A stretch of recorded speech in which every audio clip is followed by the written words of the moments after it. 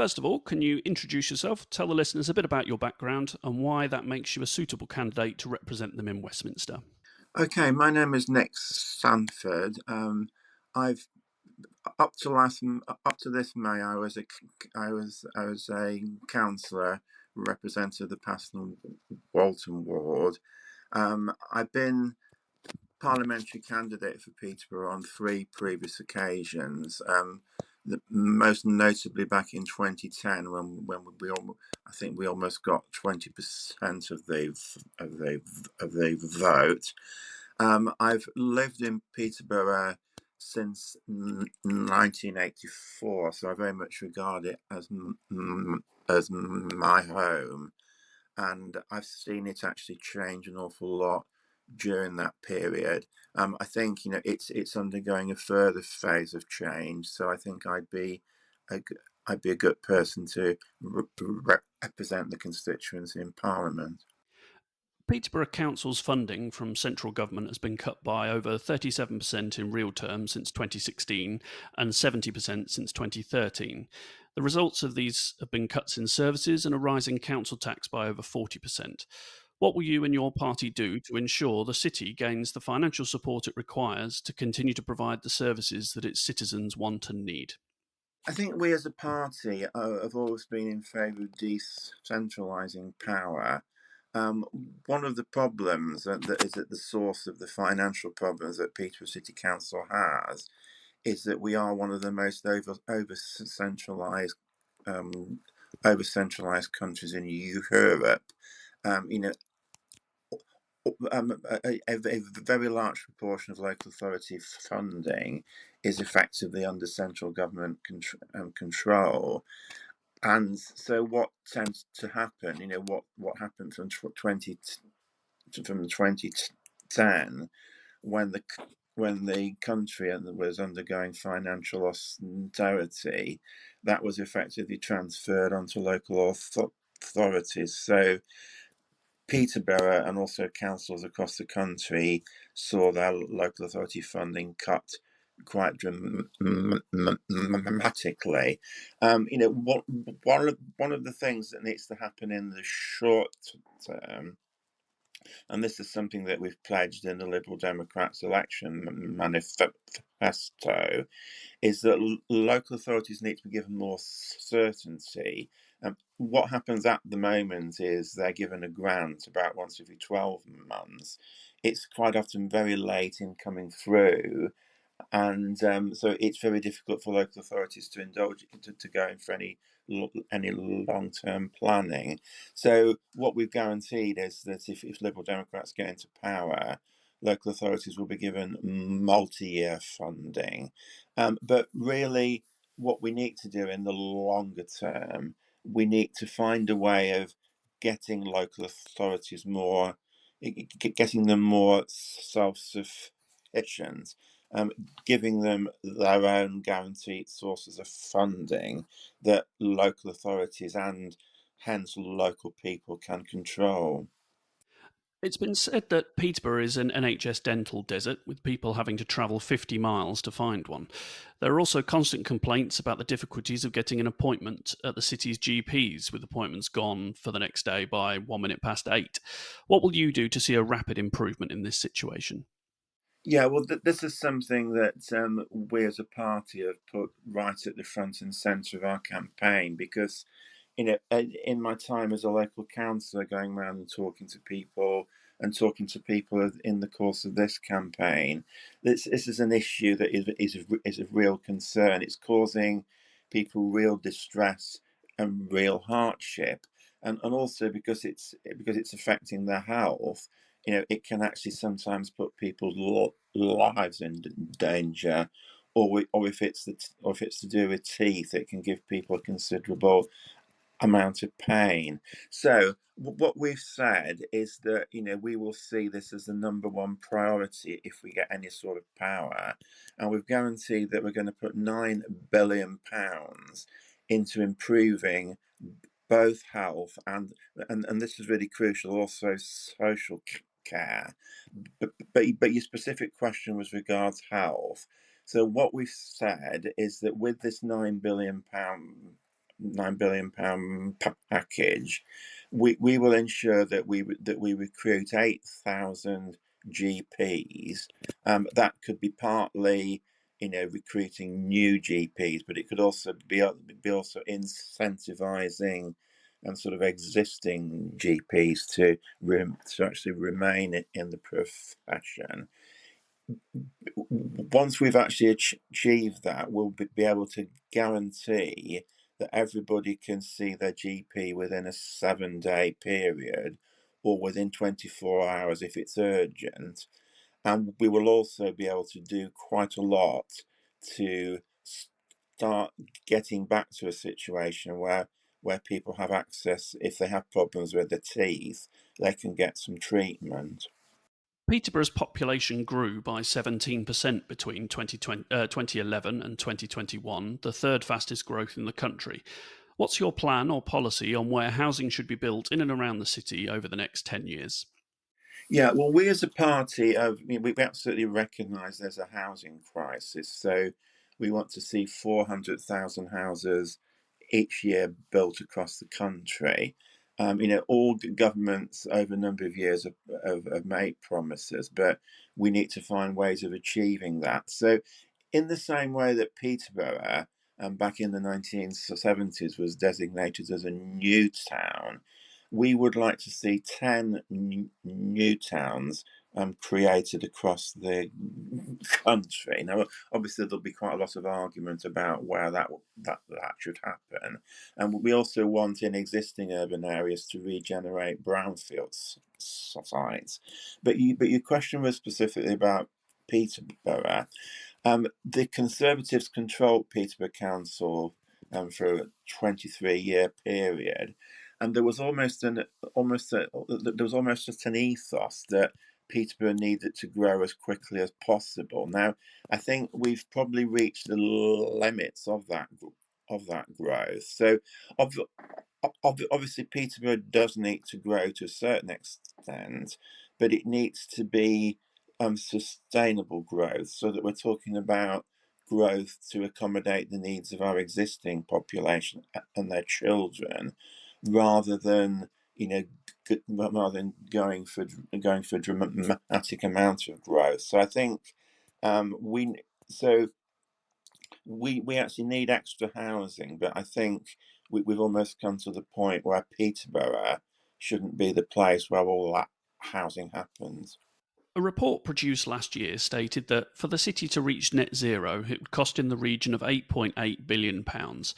What actions will you take to promote environmental sustainability and address climate change locally without bankrupting the council? Yeah, well, the council's got an ideal opportunity for this, because one of the main ways that the council can influence, climate policy is through its local plan. And even if, going back to the previous question, even if we don't grow as quickly as we have done previously, there is still growth that is planned. So there's going to be quite a lot of new housing. Now, it's really important that we build those houses to really high standards. So, in drawing up a local plan, which I think the council's now on course to implement a new local plan by 2026. There's a fantastic opportunity there to put in requirements. Things like all. Why can't we insist that all new houses that are suitable ought to have solar panels? Why can't we insist that all houses, have to have really high levels of insulation? If you go to countries like Norway and Sweden, which have much colder climates than we have, they have triple glazed windows and they have really high levels of insulation. People are always quoting these figures about what the cost of tackling climate change is going to be, but what they sometimes forget is that if we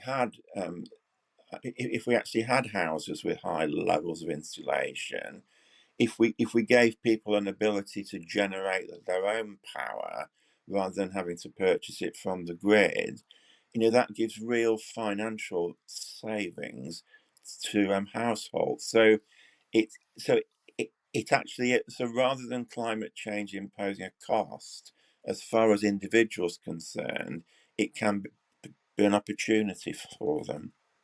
The regional pool was closed for good last year, leaving the city 15 lanes short of what's required.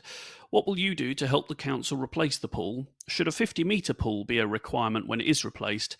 And should the plans include a hydrotherapy pool? Yes, I think it's important that we do have a swimming pool.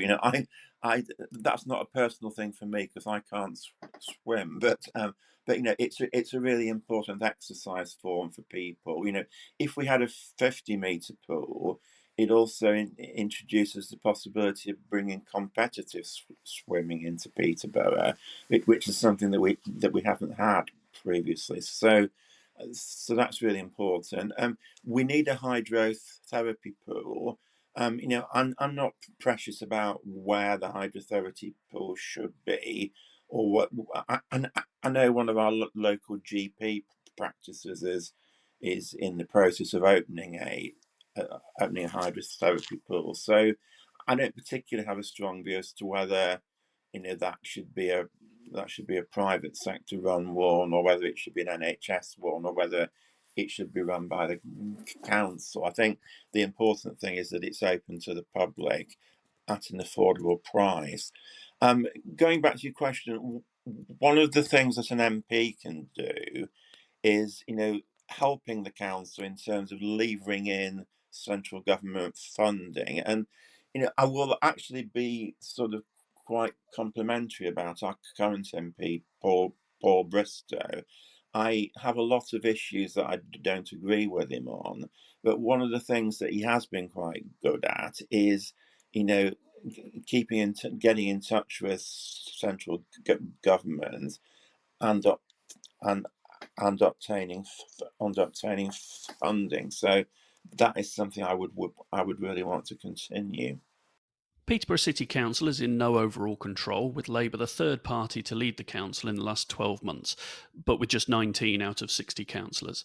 How will you work with the council to ensure political stability? Yeah, I think it's obviously that I am quite well placed to do that, having been a councillor over a 28-year period, and so I do know how the council operates. I also have quite good relationships with the council chief executive and the senior team at the council.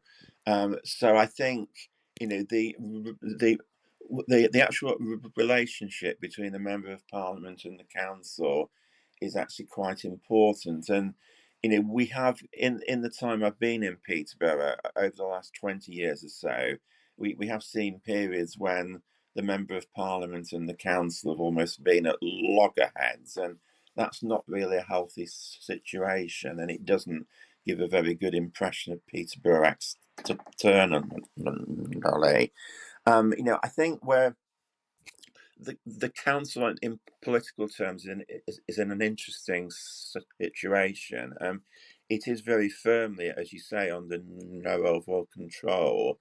Labour, in theory, controls the council, but they only have a third of the seats. Now, one of the things that we as Liberal Democrats have argued for over quite some time, because Peterborough is always in this hung council situation, and really the leader and cabinet system that the council actually operates, where effectively a massive amount of power is put in hands of the council leader, is not suitable for a council that's always under no overall control. So we would like to see the council bringing in a committee system like they have in Cambridgeshire, or the hybrid system. And I think maybe one of the things that a member of parliament could do is to help the council explore sort of alternative ways of organisation, because there's a whole range of models across the country, and I think that's something I'd be quite well placed to help them in exploring those alternatives. In 2022, a master plan for the redevelopment of the embankment was produced, which included the option to include a new arena which would function as a concert venue and stadium for Peterborough United. What is your position on the proposal, and what will you do to drive forward the embankment redevelopment in general? Yeah, okay. This is something that I will comment as a personal view. I think people. It's something that it's an issue that tends to cut across political parties, and it's not something that Liberal Democrats as a group have a particularly strong opinion on. I think it's really important that that we as Peterborough try and protect the green spaces that we have. And it's a fact that the area on the embankment is the main um, green space that we have in the city centre. So it's really important that we keep as much of that green space as we possibly can. Having said that, I think it's quite an underutilized green space at the moment. So I would like to see more trees planted on it, more done to actually enhance it. I think you could accommodate a certain amount of development on it. We've already got Peterborough University is encroaching on it. We've got the Key Theatre, and we've got but I think you need to be really careful that you don't lose that green space. So one of my concerns, I'm absolutely, I'm a very keen football fan. I actually support Peterborough Sports, which is the other team in Peterborough. But I do think it's important that Peterborough United is able to have a ground that will enable it to thrive. But I do question whether putting the football ground onto the embankment is the best place for it, because one of the problems with some of the plans that I've seen is that it doesn't include a football ground. You have a lot of car parking. So my personal view is I think that the football club should be encouraged to redevelop the ground that it currently has, because they were sold for a period. The Peterborough Council actually owned the football ground, and they sold it back to the club at quite advantageous price. And so I think the club is under an obligation really to use that for the purpose for which it's intended, and not redevelop it and flog it off for housing. But I do think also it's important that we keep a football club in the centre of Peterborough, because looking across the country, you can see lots of examples where football clubs have moved out of their localities, like in Coventry, for instance, and they become divorced from the people that support them. So I think it's important that that doesn't happen. What's the biggest challenge facing Peterborough over the next 5 years? I think there's the financial challenges that the council continues to face. The council, due to some really, really good cross-party working on the council, they have made progress on that, but it's something that they really need to be careful of. Um, we've got the climate challenge, which we've talked about previously. Peterborough is in a very dry area of the country, so there, if we are going to have lots of extra housing, if we have an increasingly dry climate, then that could become a problem.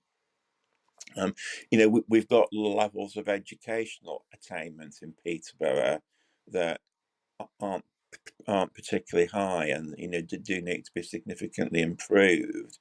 And going back to one of the earlier questions, we were talking about health and the problem people have getting access to a dentist, getting access to a GP. If you compare the levels of health in Peterborough with other parts of Cambridgeshire, we are dramatically poorer in terms of our health outcomes. So that is something that needs to be addressed. Finally, why are you and your party the best choice for people to give their vote to this year? Well, I think we are a party, that is always championed people. Yeah, that's a bit of a hackneyed phrase, but we people who have Liberal Democrats as their local councillors, which happens in a number of parts of Peterborough, see how Liberal Democrats champion local people and can act as community champions. So I think that is something that, if you extrapolate that to Parliament, we need community champions in the council chamber, but we also need a community champion for Peterborough actually in Parliament. We have a range of policies. One of the aspects of our policies I'm really keen on is we're probably the greenest of all the parties. We want to see things like improved public transport. We want to protect our green spaces, and so that's a number of reasons why it's really important to have to have more Liberal Democrats in Parliament. Nick Sandford, Liberal Democrat candidate for Peterborough. Thank you for joining me on the politics of Peterborough. Thank you.